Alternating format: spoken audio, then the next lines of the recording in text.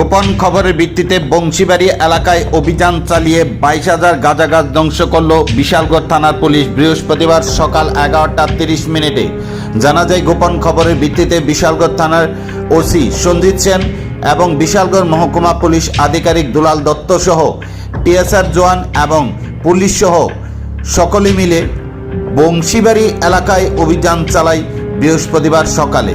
এই দিনে সকাল থেকে টানা প্রবল বর্ষণের ফলে বংশীবাড়ি এলাকায় সকাল 11:30 থেকে দুপুর 2টা পর্যন্ত 22,000 গাঁজা গাছ ধ্বংস করে বিশালগড় থানার পুলিশ। আগামী দিনেও বিশালগড় থানা পুলিশের এই অভিযান জারি থাকবে।